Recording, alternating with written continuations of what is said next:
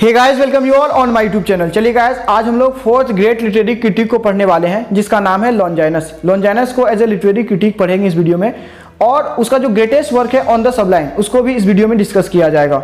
On the sublime is considered as the second most important work after Poetics, कि Aristotle के Poetics के बाद English literary criticism में दूसरा सबसे इंपॉर्टेंट वर्क जो है वो ऑन द सबलाइन ही है। Longinus was called the first true romantic critic by R A. James Scott, कि आर.ए. जेम्स स्कॉट के द्वारा सबसे पहला ट्रू रोमांटिक क्रिटिक बोला गया है वो लॉन्जाइनस को ही बोला गया।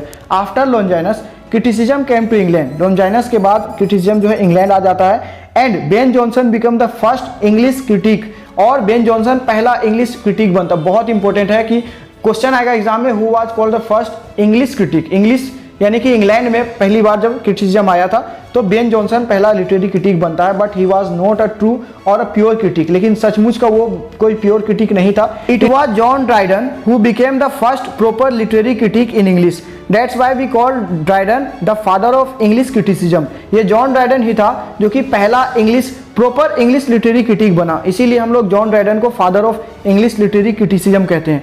Doctor Samuel Johnson called Dryden the father of English literary critic, और डॉक्टर सैमुअल जॉनसन ने ही जॉन ड्राइडन को father of English literary critic कहा। सबसे पहले प्लेटो ने रिपब्लिक लिखा, फिर एरिस्टोटल ने पोएटिक्स लिखा। ये दोनों ग्रीक क्रिटिक थे, यानी कि यूनान से थे। उसके बाद लिटरेरी क्रिटिसिज्म रोम पहुंचता है, और Horace first Roman literary critic बनता है आर्स पोएटिका को लिखकर। फिर उसके बाद एक बहुत लंबी गैप आ जाता है, बहुत सालों तक कोई भी बड़ा पोएट या लिटरेरी क्रिटिक नहीं आए थे। फिर लॉन्जाइनस का सबलाइन आता है। लॉन्जाइनस भी एक रोमन क्रिटिक है। उसके बाद क्रिटिसिज्म इंग्लैंड पहुंचता है और Ben Johnson first English literary critic बन जाता है। अब काम की बात पे आते हैं। जो भी स्टूडेंट तिलका मांझी या मुंगेर यूनिवर्सिटी से है वे जान ले कि आपका सिलेबस इंग्लिश क्रिटिसिज्म के साथ शुरू हो जाएगा, यानी बेन जॉनसन से आपको सीरियस हो जाना है। इससे पहले जो कुछ भी मैंने आप लोगों को पढ़ाया वो बस इसलिए है ताकि आप क्रिटिसिज्म को एक क्रोनोलॉजिकल ऑर्डर में समझ पाए। लॉन्जाइनस एक फर्स्ट सेंचुरी बीसी का क्रिटिक है, हालांकि उसका डेट ऑफ बर्थ और नेशनैलिटी काफ़ी कंट्रोवर्शियल है, यानी जानकारों का इस पे झगड़ा है। 15th सेंचुरी तक लॉन्जाइनस को कोई नहीं जानता था। फिर अचानक 1554 में फ्रांसिस्को रोवेटेलो ने ऑन द सबलाइन को इंट्रोड्यूस करते हुए कहा था कि इसे लॉन्जाइनस ने लिखा है। उसके बाद लॉन्जाइनस को सभी पहचानने लगते हैं। Longinus was called the first romantic literary critic by James Scott. Longinus कल्पना और इच्छा यानी इमेजिनेशन और पैशन पर बहुत जोर देते थे। He was inspired by Plato.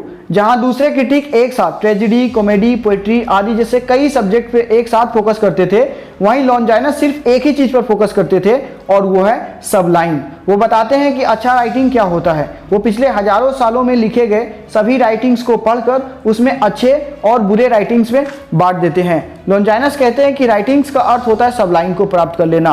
Philosophy में सबलाइन का अर्थ होता है अच्छे गुणों के महानता को प्राप्त करना, और ये सबलाइन आप तब प्राप्त कर पाएंगे जब आपके राइटिंग्स में physical, intellectual, moral, ethical, spiritual और मेटाफिजिकल जैसे चीज़ों का प्रयोग किया जाएगा। आगे लॉन्जाइनस बताते हैं कि सबलाइन को मापा नहीं जा सकता। Greatness cannot be measured or counted. So now the question arises, what is on the sublime? ये सबलाइन है क्या?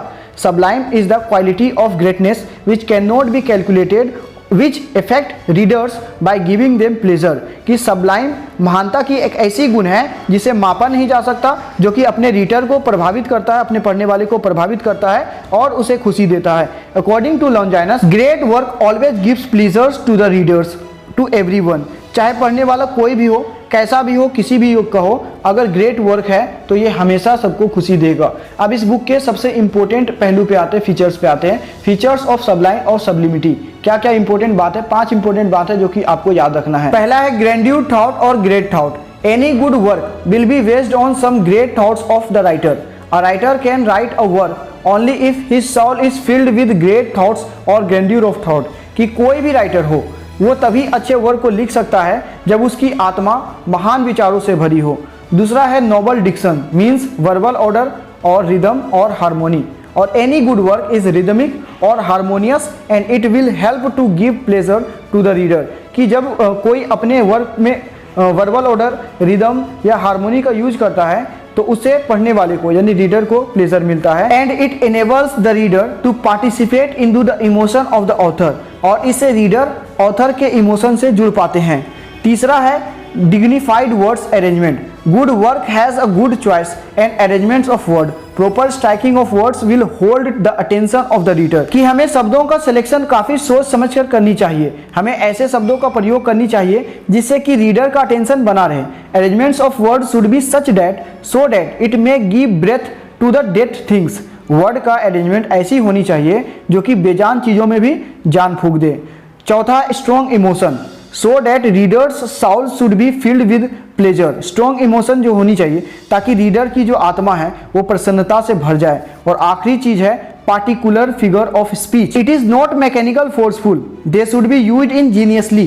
कि हमें फिगर ऑफ स्पीच को बहुत ही चुनकर और आवश्यकता अनुसार ही प्रयोग करना चाहिए, बेमतलब के एक्स्ट्रा फिगर ऑफ स्पीच डालने की कोई जरूरत नहीं। Thanks for watching this video guys.